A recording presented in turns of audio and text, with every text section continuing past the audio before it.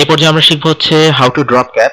তো drop cap জিনিসটা কি এটা আমরা এখানে সেটা এখন জানি। এখানে আমরা দেখতে পাচ্ছি যে আমার বার্সেলোনার বিটা একটু বড় হয়ে গেছে এবং সেটা ৩টা লাইনকে কভার করতেছে। আমি একটু প্রিন্ট প্রিভিউতে যাই। এখান থেকে যখন আমরা প্রিন্ট প্রিভিউতে দেখবো তখন দেখা যাচ্ছে লেখাটা কি একটু সুন্দর লাগছে।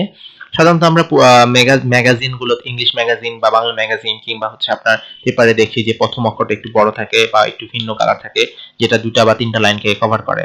তো এই ধরনের অপশনটাকে তৈরি করাই হচ্ছে ড্রপ ক্যাপের কাজ।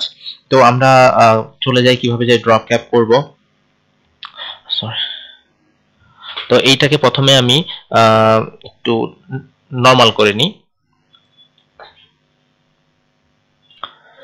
এখন প্রথমে আমরা এই ড্রপ ক্যাপ করার জন্য বার্সেলোনা বিটাকে প্রথমে একটু ব্লক করে নিলাম। করে নেওয়ার পর আমরা চলে যাব হচ্ছে ইনসার্ট মেনুতে।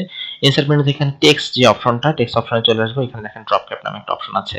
এখানে ক্লিক করার সাথে সাথে আমাকে ড্রপ এর নান এবং ড্রপ এবং ইন মার্জিন, এখানে দুইটা অপশন আছে। যদি ড্রপ করি সাধারণত আমার লেখাটা মার্জিনের ভিতরে থাকবে, বড় হবে 2টা বা 3টা বা 4টা, আমরা যতগুলো লাইন ইচ্ছা করি আমরা কভার করার জন্য আমরা চেষ্টা করলে সেটা পারবো। এর আরেকটা হচ্ছে ইন মার্জিন। ইন মার্জিন হচ্ছে আমার মেইন লেখাটা ভিতরে থাকবে কিন্তু এই যে ড্রপ ক্যাপটা আমার বাইরে চলে যাবে।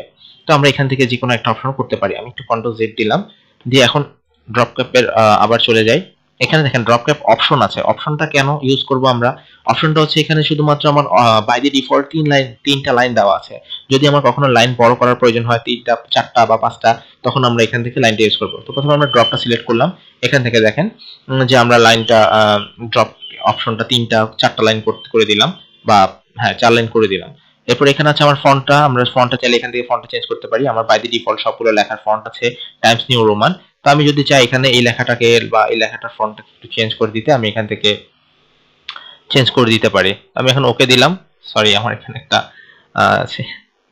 চলে আসছে, আইকন চলে আসছে। তো আমরা এখান থেকে যদি চাই যে আমার লেখার একটা ফন্ট চেঞ্জ করে নিব, ফর এক্সাম্পল এটা সিলেক্ট করে নিতে পারি। হ্যাঁ, আমরা এটা সিলেক্ট করলাম। করে এখন যদি আমি আবার ড্রপ ক্যাপে চলে যাই, ড্রপ ক্যাপ 3 লাইনের পরিবর্তে আমি এটা 4 লাইন দিয়ে দিলাম, ওকে দিলাম। দেখেন এখন আমার কি 4টা লাইন পর্যন্ত সে কভার করে নিল। তো এইভাবে করে আমরা ড্রপ ক্যাপ করতে পারি। এখন পরবর্তী পর্যায়ে যখন আমরা ড্রপ ক্যাপ উইথড্র করতে চাইবো তখন এটাকে প্রথমে ব্লক করতে হবে। লেখাটাকে বিটাকে ব্লক করব, করার পর চলে যাব সেম ড্রপ ক্যাপ অপশনে গিয়ে নান ক্লিক করব। নান ক্লিক করলে আমার ড্রপ ক্যাপটা চলে যাবে।